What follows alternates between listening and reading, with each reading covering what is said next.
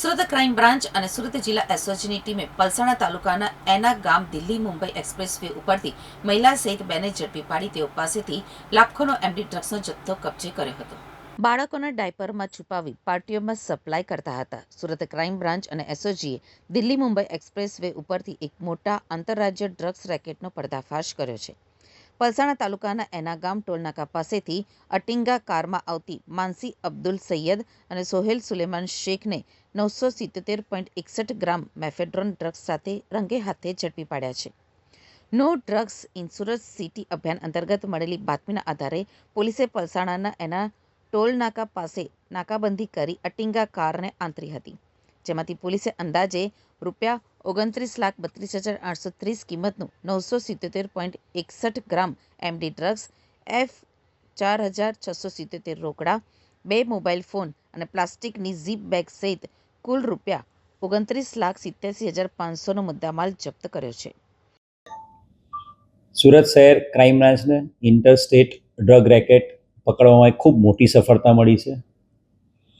રાજ્યના નાયબ મુખ્યમંત્રી હર્ષ સંઘવી સાહેબ, ડીજીપી મલિક સાહેબની જે આખી એક પોલિસી છે ઝીરો ટોલરન્સ ટુવર્ડ ડ્રગ્સની બદીને નાબૂદ કરવા માટે ગુજરાત પોલીસ કટિબદ્ધ છે. અને એ અનુસંધાને no drugs in Surat city એની થીમ ઉપર જે સુરત શહેર છેલ્લા 2 વર્ષથી સુરત શહેર પોલીસ કામ કરી રહી છે, એમાં એક ખૂબ મોટી સફળતા સુરત શહેર ક્રાઇમ બ્રાન્ચને મળી છે. એક આંતરરાજ્ય ડ્રગ નેટવર્કનો પર્દાફાશ કરવામાં આવ્યો છે. ક્રાઇમ બ્રાન્ચ ડીસીપી રોઝિયા સાહેબ, એસીપી મોદી અને અમારા પોલીસ ઇન્સ્પેક્ટરોની આખી ટીમ છેલ્લા ઘણા સમયથી આ નેટવર્ક પાછળ મહેનત કરી રહી હતી અને એક ચોક્કસ હકીકત આધારે વડોદરાથી મુંબઈ તરફ જતો એમડી ડ્રગ મેફેડ્રોન ડ્રગનો જથ્થો 1 કિલોથી વધુ જથ્થો એક કારમાં એ એક્સપ્રેસ હાઈવે પરથી પસાર થઈ રહ્યો છે.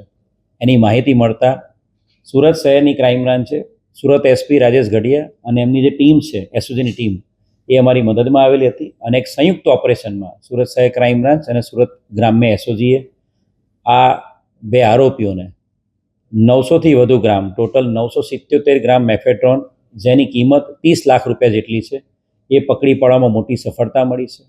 જે પકડાયેલા આરોપીઓ છે એ માનસી અબ્દુલ સૈયદ. માનસી પોતે હિન્દુ છે અને મુસ્લિમ વ્યક્તિ સાથે મેરેજ કરેલા છે, જેનું નામ માનસી અબ્દુલ સૈયદ 41 વર્ષની છે. અને સાથે જે બીજો આરોપી પકડાયો છે સોહેલ સુલેમાન શેખ, જેની ઉંમર 20 વર્ષ છે. આ બંને આરોપીઓ અત્યારે મુંબઈના રહેવાસી છે. એ સાંતાક્રુઝ ઈસ્ટ મુંબઈમાં રહે છે. બંનેના આજુબાજુમાં જ ઘર છે અને ઘણા વર્ષોથી એકબીજાને ઓળખે છે. આ આરોપીઓ પાસેથી 977 ગ્રામ મેફેડ્રોન સાથે મોબાઈલ, એની સાથે સાથે એની પાસેથી અલગ અલગ જે પ્લાસ્ટિકની થેલી, ઝીપ બેગ જે સપ્લાય કરવા માટેની, એમ મળીને કુલ 30 લાખનો મુદ્દામાલ કબજે કરવામાં આવ્યો છે. પ્રાથમિક જે પૂછપરછ કરવામાં આવી છે માનસી અને સોહેલની, એમાંથી એ ખબર પડે છે કે ભાઈ વડોદરા રેલવે સ્ટેશન પર કોઈ એક મહિલા એમને આ ડ્રગનો જથ્થો આપ્યો હતો. એ લોકો મુંબઈથી બાય કાર, ભાડાની કાર સાથે એ લોકો મુંબઈથી નીકળ્યા હતા.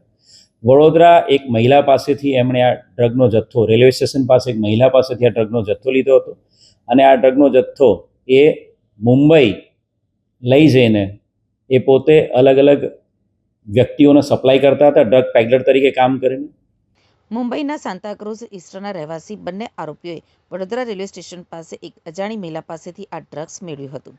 તેઓ મુંબઈ લઈ જઈ 5થી 10 ગ્રામની નાની પડીકીઓ બનાવી પેડલર્સને વેચવાના હતા.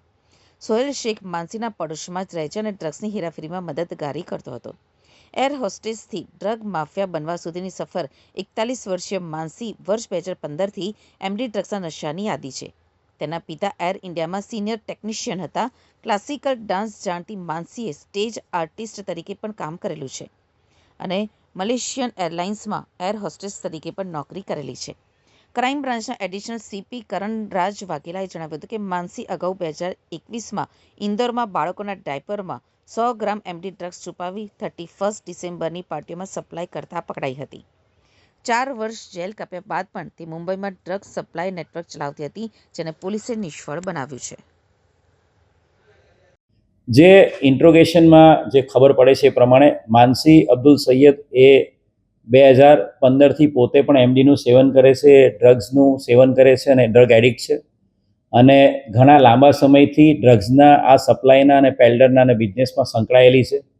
આની પહેલાં પણ ઇન્દોર ક્રાઇમ બ્રાન્ચ છે અને 2021માં 100 ગ્રામ એમડીના ડ્રગ્સ સાથે પકડેલી છે. ઇન્દોર ક્રાઇમ બ્રાન્ચ પોલીસ સ્ટેશનના 29/2021ના ગુનામાં એ 4 વર્ષ જેટલું જેલમાં રહેલી છે અને 4 વર્ષ એ જેલમાં સજા કાપ્યા બાદ એ બેલ આઉટ થયેલી હતી.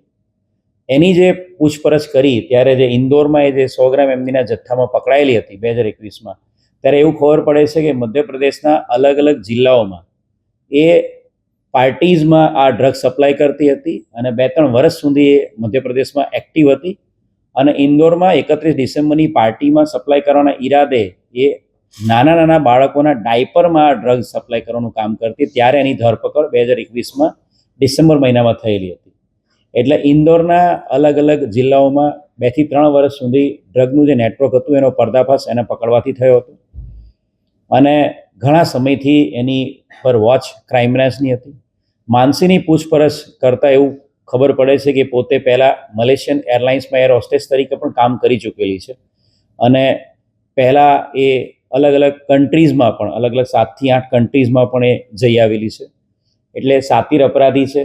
છેલ્લા 10 વર્ષથી ડ્રગ્સના નેટવર્કમાં જોડાયેલી છે અને જેલની સજા પણ કાપી ચૂકેલી છે. એક ખૂબ મોટી સફળતા આ 2 આરોપીઓ માનસી અબ્દુલ સૈયદ અને સોહેલ સોલેમાન શેખને પકડીને આંતરરાજ્ય ડ્રગના નેટવર્કને તોડી પાડવામાં સુરત સહાયક ક્રાઇમ બ્રાન્ચને મળી છે.